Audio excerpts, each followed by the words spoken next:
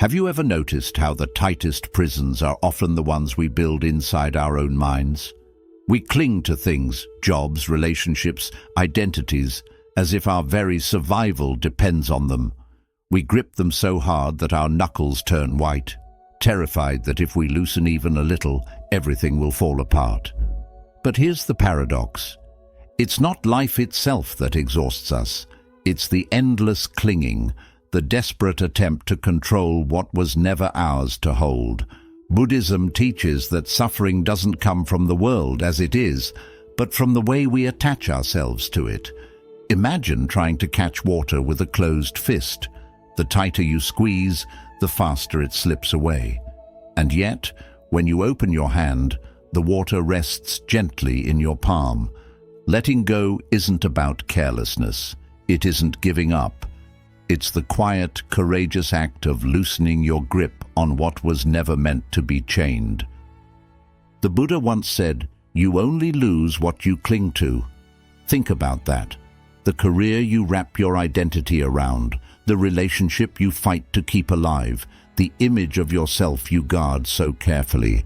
All of these drain your spirit, not because they exist, but because you've made them part of your survival. But what if letting go wasn't weakness? What if it was the highest form of wisdom? What if the moment you release the rope is the moment you discover you were never hanging over a cliff, but standing on solid ground all along? If you've ever felt stuck, like you're doing everything right yet still drowning in anxiety or invisibility, this message is for you. Stay with me until the end, because there's a hidden lesson, a single insight that may completely turn your understanding of life upside down. And if you remember nothing else from this video, remember this: peace is not found in clinging, it is discovered in the art of letting go. Lesson 1: the illusion of control and the freedom of letting go. What if the very thing you think is protecting you is the very thing that is breaking you? Day after day, we tighten our grip on outcomes, on people, on carefully crafted plans, as though holding tighter could prevent life from slipping through our fingers. But here's the paradox: the more we clutch, the faster things seem to fall away. Control feels safe, it feels like certainty, but in truth, it is the ego's most seductive illusion. There's an old Zen saying, "Let go or be dragged." It isn't poetry, it's survival wisdom. Because control doesn't deliver safety, it breeds fear. Fear of failing, fear of losing what we love, fear of never being enough unless everything unfolds exactly as we demand. Buddhism teaches us the principle of non-attachment. Many people mistake it for indifference, but it is the opposite. It's not about caring less, it's about caring freely, without chains. Non-attachment means you stop binding life to your expectations. You don't own this moment, you are simply here to live it. The more you force it, the more it resists. Think about your own life for a moment. How many sleepless nights have you spent worrying about a future that never happened? How many hours have you wasted clinging to a relationship, already drifting like a boat out to sea? How much energy has gone into micromanaging every detail of tomorrow, only to find that all it gave you was pressure, not peace? Now imagine an experiment. For just one day, you stop interfering. You stop rehearsing every outcome. Stop building walls against every fear. Instead of controlling, you simply breathe. You watch. You listen. You respond. Not with panic, but with presence. Ask yourself honestly, what am I really afraid of if I let go right now? Most of the time, the answer isn't catastrophe, it's discomfort. And discomfort, as every monk will tell you, is the first step toward awakening, that job you didn't get. Perhaps it wasn't your path, that relationship that ended. Perhaps it was a chapter, not your entire story. Life is always guiding us, but we're often too busy resisting to notice. And here's the hidden truth. When you let go, things don't collapse. They settle. Not always where you imagined, but often exactly where you needed to be. Surrender is not weakness, it is wisdom. It is the courage to trust the river rather than fight its current. The next time you feel yourself tightening, pause. Breathe deeply. Ask yourself, is this weight worth carrying? Then soften your grip. Let go. Watch how space opens up where struggle once lived.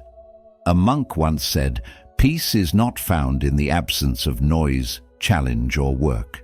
Peace is discovered in the middle of them when the mind is calm."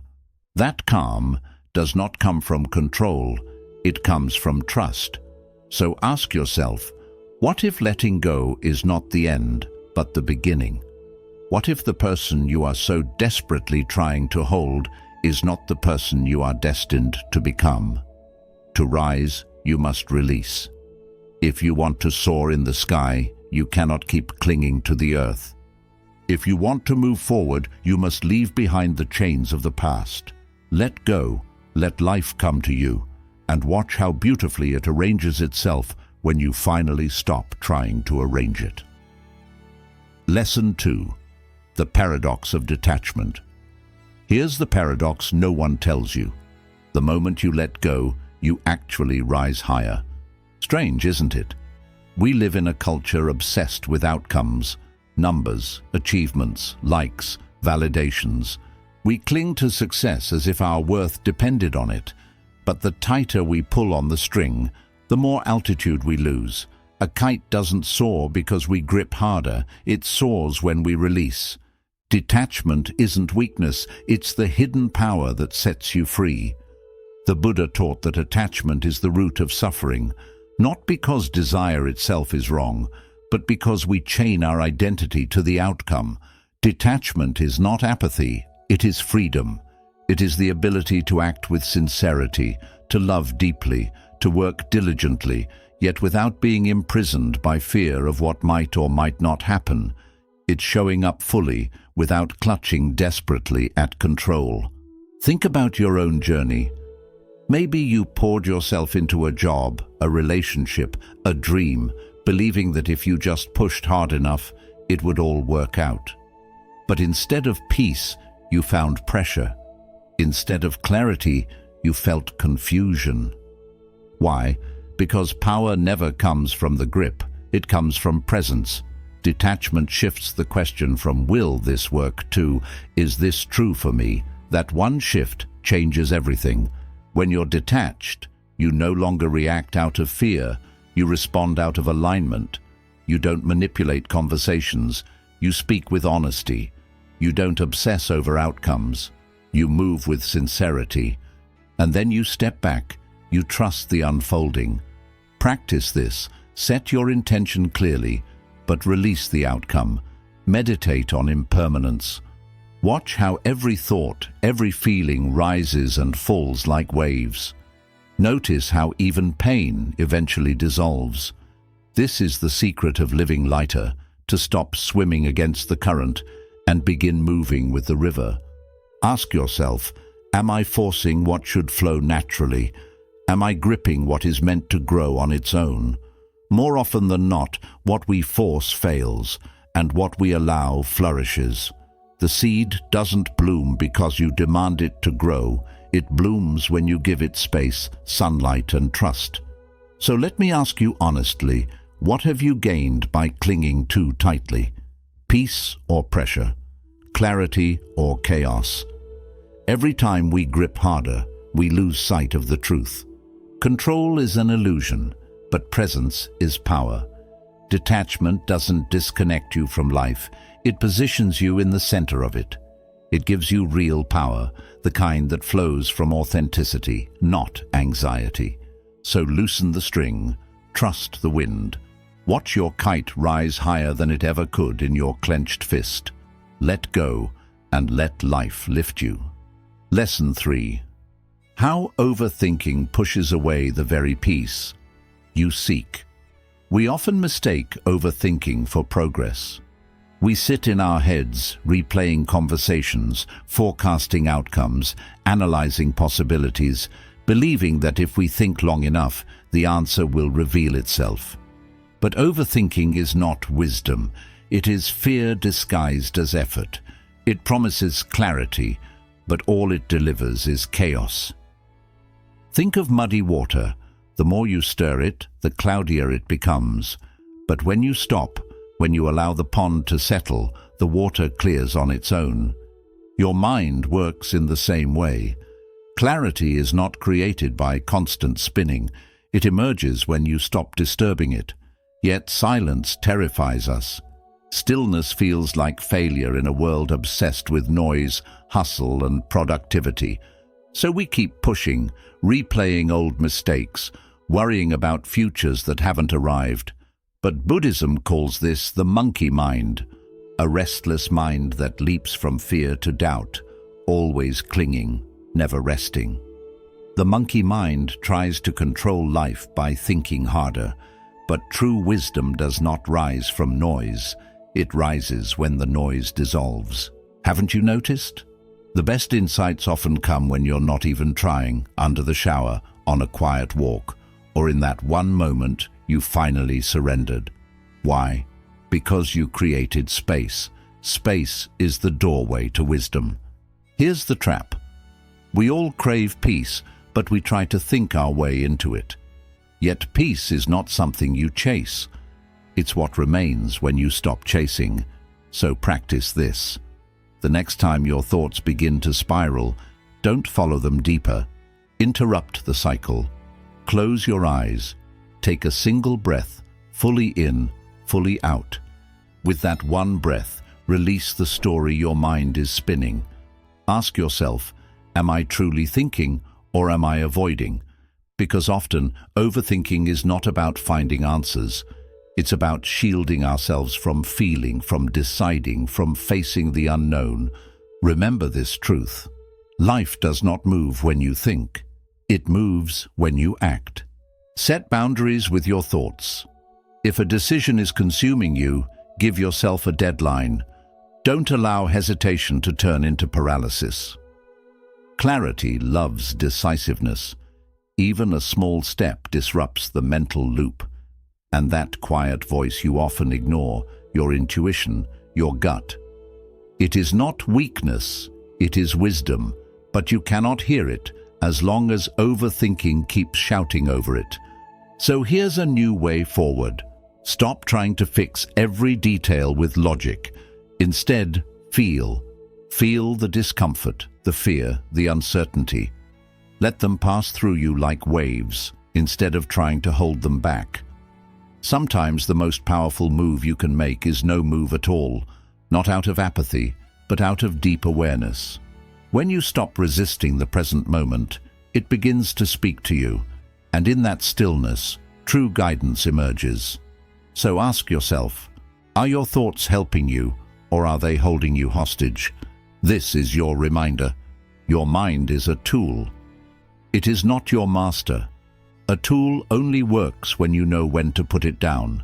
Stop stirring, let the pond clear, let silence rise, and you will see what was hidden beneath the noise all along. Peace has never been missing. It has been waiting in the stillness, patiently, for you to notice. Lesson 4. Why caring too much backfires. There's a hidden danger in caring too much. On the surface, it looks noble, selfless even. You tell yourself, I care because I love. I care because it matters. But if you look closer, sometimes what we call care is really fear in disguise. Fear of not being enough. Fear of losing control. Fear of being forgotten unless we constantly prove our worth. Think about it. Have you ever tried so hard to protect something that you smothered it instead? We crush dreams with perfectionism, convinced they'll only survive if we control every detail. We suffocate relationships with expectations, measuring them against an invisible standard no one can meet. We strangle our own peace with pressure, believing that unless we hold everything together, it will all fall apart. But here's the paradox. Love, like a flame, cannot grow if you cover it with your hands. It needs air. It needs space. When you cling too tightly, you don't protect the flame, you extinguish it. Maybe you've felt this yourself. The exhaustion of being everyone's rescuer. You say yes when your soul is screaming no. You try to manage people's emotions, to heal wounds that were never yours to fix, to carry burdens that were never meant for your shoulders. It feels compassionate, but it's not. It's over-responsibility. And over-responsibility doesn't lead to connection. It leads to burnout, resentment, and emptiness. In Buddhism, compassion, metta, or loving kindness is not about fixing others. It's not about controlling the outcome of someone else's journey. True compassion is presence. It is being with someone without forcing, without managing, without trying to rewrite their story. Real care is not heavy. It's spacious. It's sitting beside someone in their struggle, without trying to erase it. It's letting people breathe, letting life breathe, and trusting that growth comes not from your control, but from their own path. Ask yourself, am I trying to be everything for everyone? If the answer is yes, notice that this is not love. It is ego dressed up as service. Your ego wants to be the healer, the pleaser, the one who never fails. But love doesn't demand that role. Love says, I am here with you, even if it's messy, even if I can't fix it. And here's something deeper. When you tie your worth to being understood, validated, or praised, your care stops being unconditional. It becomes a transaction. You start giving, not freely, but out of fear. Fear of not being seen. Fear of not being enough. That isn't love. That is fear pretending to be love. So reframe care. Care is not fixing, it is presence. It is the ability to sit quietly with someone without advice, to support without solving, to allow yourself to rest without guilt, to care for yourself, not because you're trying to earn worth, but because you already are worthy. Release the anxious attachment, that constant checking if someone forgot you, that restless replay of conversations, that need to explain yourself again and again. That is not intuition, it's insecurity, and unless you meet it with awareness, insecurity will drain you of the very peace you're longing for. Now ask yourself this, what would happen if you stopped trying to manage everything? What if you trusted that the people you love could survive without your constant intervention? What if you trusted that situations could unfold without your endless supervision? Do you see how much lighter that feels? The irony is, when you stop smothering, your relationships deepen. Why? Because they begin to rest on trust, not tension. Not everything is yours to carry. Let that sink in. You are allowed to care without controlling, to love without losing yourself, to give without grasping. This is real compassion, not the ego's version of it. So pause and reflect. Am I truly caring, or am I managing others under the mask of good intentions? This is your invitation to stop trying so hard, to stop performing for love, to stop proving your worth through exhaustion. You do not need to be perfect to be loved. You do not need to overgive to be valuable. Think of a flame again. It does not grow stronger because you hover over it, desperate to protect it. It grows because it is given room to breathe. The same is true for your soul. Let it breathe. Let others breathe. Let life itself breathe. And perhaps most importantly, stop seeking validation. Not because you no longer care, but because you finally understand what real care looks like. Real care doesn't demand constant proof of worth. It flows naturally, effortlessly, without expectation. And when you live like this, something profound happens. Your heart feels lighter, your mind grows clearer, and your relationships become more genuine. You discover that peace was never something to chase. It was always waiting beneath the weight of your over-caring. Let go of the pressure to be everything. Let go of the belief that love must be earned. Step back, allow space, and you'll see. When you stop smothering, everything, love, trust, clarity, peace, finally falls into place. Lesson 5. What happens when you stop seeking validation? From the moment we are born, we enter a world that teaches us to perform. As children, we beam when our parents clap at our first steps. In school, we chase gold stars, grades, and recognition. In adulthood, it becomes likes, comments, promotions, and compliments. Somewhere along the way, applause quietly became our oxygen. Without it, we panic. With it, we feel alive. But here's the truth that often goes unnoticed. You were not born to be approved. You were born to be authentic. Think about a mountain. It does not ask the sky for permission to stand tall. It doesn't shrink when someone disapproves or expand when someone claps. It simply is, unshaken, unmoved. A mountain's worth doesn't come from applause, and neither does yours.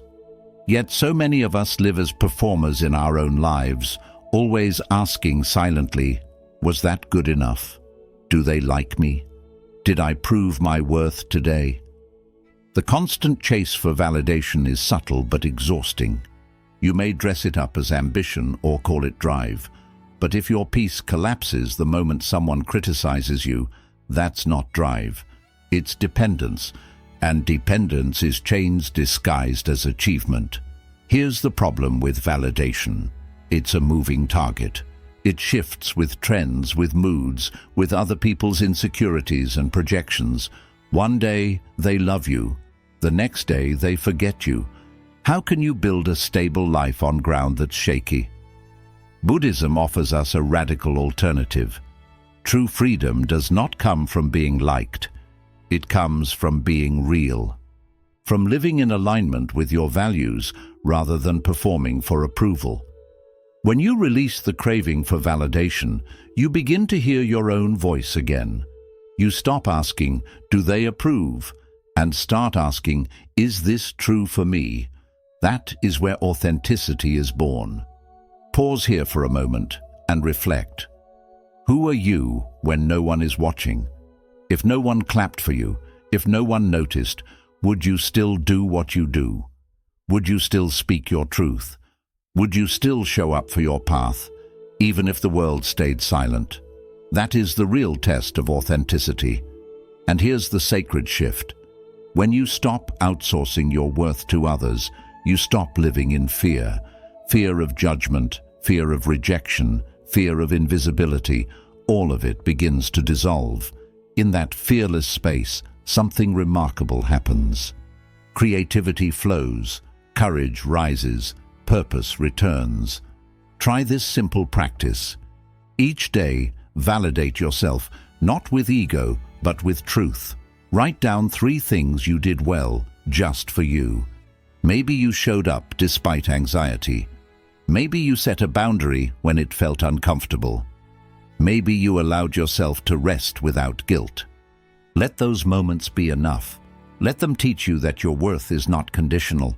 It simply exists. And the next time someone praises you, receive it with gratitude but without clinging.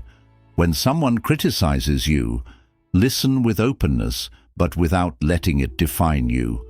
Both praise and criticism are just like weather patterns. They come, they go, they pass. Your essence does not change because of them. Step into solitude. Not loneliness, but the sacred space where no one else's opinions echo. In that quiet, you'll meet the version of yourself who doesn't need permission to breathe. The one who doesn't ask for applause before taking the next step. The one who knows that their value is not up for negotiation. So, let me ask you directly, are you living for applause or for alignment? Because if you're chasing applause, you will always feel behind. Someone will always clap louder for another. Someone will always withhold the recognition you crave. But when you live in alignment, even your silence will echo with power. You no longer need to be seen in order to see yourself. You no longer need to be validated in order to feel valid. And in that freedom, you become unshakable. Remember, you are not a performer on life's stage. You are the mountain, tall, whole, complete. You don't need applause to prove your presence. Stand firm, stand true. Because authenticity is louder than any applause, and real peace begins the moment you stop seeking to be approved and start choosing to simply be. Lesson 6. The Art of Inner Anchoring. Most of us spend our lives trying to control everything, our plans, our relationships, our future. We believe that if we just manage hard enough, fix fast enough, and hold on tight enough, then peace will finally arrive. But here's the irony. The more you scramble to force life into the shape you want, the more chaotic your inner world becomes.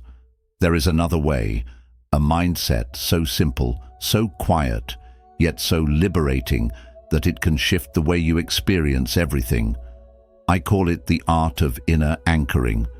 Some people know it as the whatever mindset, but not from apathy, not from carelessness. This is a deeper kind of wisdom. It whispers, whatever happens, happens, I remain. That doesn't mean you stop caring about life. It doesn't mean you stop setting goals or having dreams. It means you stop tying your peace to the outcome. Because life by nature is unpredictable. Plans will fall apart, people will change, dreams will evolve. The mind will always want to panic, resist, or demand certainty. But what if true peace isn't about making sure everything goes your way? What if it's about staying steady when it doesn't? Think of a mountain. The winds howl around it, storms crash against it, seasons change upon it. Yet the mountain does not move. It doesn't argue with the wind. It doesn't resist the storm. It simply remains. This is the power of anchoring. Not indifference, but spiritual confidence. The knowing that you can stand calm and rooted, no matter how unstable the world becomes. When you live anchored, something extraordinary happens. You stop overreacting. You stop making everything personal. You start choosing peace over pride. Try this. Practice what Buddhists call radical neutrality. The next time someone says something that triggers you, don't rush to respond. Pause. Observe your reaction instead of obeying it. Ask yourself, does this really need my energy or only my awareness? Most of the time, awareness alone is enough. Or imagine the next time chaos erupts in your life. Whisper softly, this doesn't define me. Because it doesn't. Your value is not measured by how smoothly life unfolds. It is revealed in how calmly you carry yourself when it doesn't. And here's a spiritual tool people forget: humor. When something goes wrong, when life throws you one of its curveballs, try laughing gently. Shrug. Ask yourself, will this matter in 5 years? If the answer is no, why should it steal 5 hours of your peace today? Sometimes the most enlightened thing you can do is smile at the absurdity of it all. Remember this: peace is not found in answers, but in releasing the desperate need for them. Can you remain calm when everything is changing? That is the real test. Because if your peace depends on stability, you will never know peace. But if your peace is built on presence, surrender, and inner anchoring, then no storm can uproot you. Anchoring yourself in this way doesn't make you passive, it makes you powerful. Because when you stop needing life to bend to your will, you begin to move in harmony with it. You stop resisting and start flowing. You stop breaking against the current and instead let the current carry you exactly where you need to go. So the next time life spins sideways, don't scramble, don't resist. Take a deep breath and remind yourself, whatever happens, happens. I remain. That is not weakness, it is mastery. Because letting go isn't losing control, it's allowing life to meet you where you truly are. And in that space, clarity returns, strength deepens, and alignment unfolds effortlessly. You become like the mountain, anchored, steady, unshaken. And from that grounded place, everything, peace, wisdom and strength, finally falls into place. Lesson 7. Beyond the prison of thought. You are not your thoughts. At first, this might sound strange, almost impossible to believe. After all, we spend nearly every waking moment listening to that inner voice. It tells us stories, criticizes our choices, predicts the worst, and rarely stops talking. Most people live their entire lives inside this invisible cage, convinced that every word their mind whispers is true. But here's the liberating truth. You are not the voice. You are the awareness that hears it. Imagine the open sky. Clouds drift across it, sometimes soft and light, sometimes dark and stormy.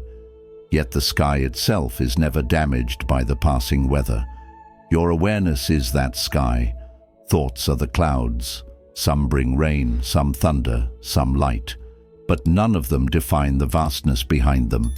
Think about the last time a single thought ruined your day. Maybe it was one harsh comment, one memory of failure, or one fear about the future. That single thought spiraled into hours of anxiety, frustration, or self-doubt.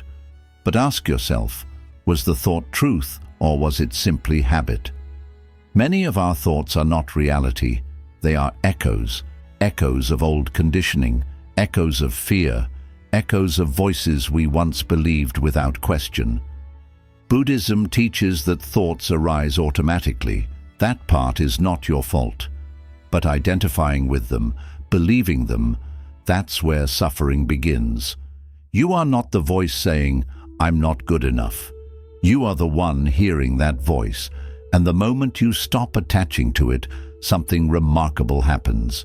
You discover freedom. Try this experiment. The next time your mind races, don't argue with it.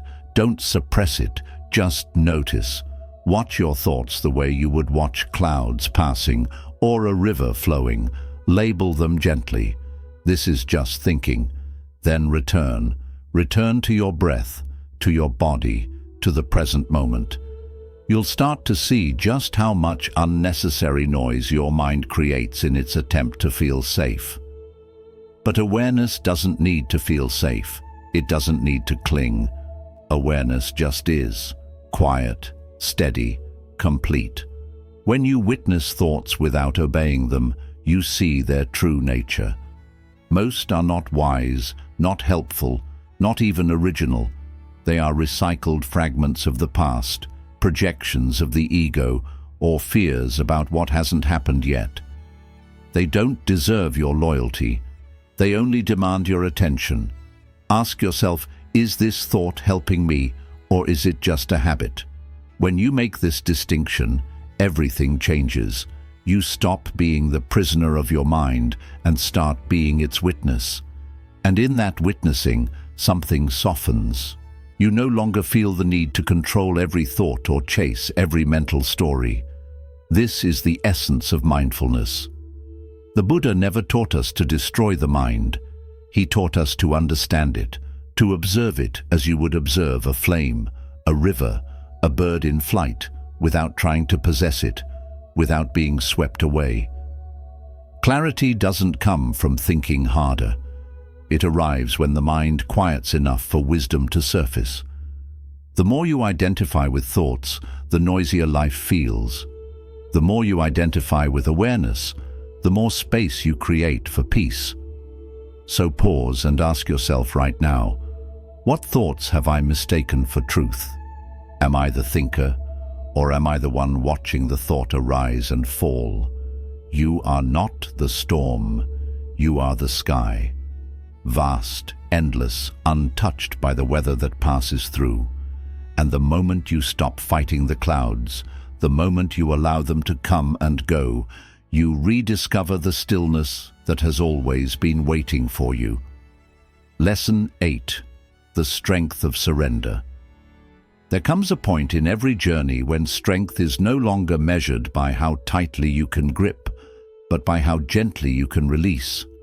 We grow up being told to fight harder, push more, hold on no matter what. But what if the greatest strength is not in clinging, but in surrender? Imagine a boat fighting against a raging river. The harder it rows, the more exhausted it becomes, until eventually the current drags it under. Yet the moment the rower stops resisting, something remarkable happens. The river carries the boat forward with ease. This is the power of surrender. And let's be clear, surrender is not giving up. It is not apathy or weakness.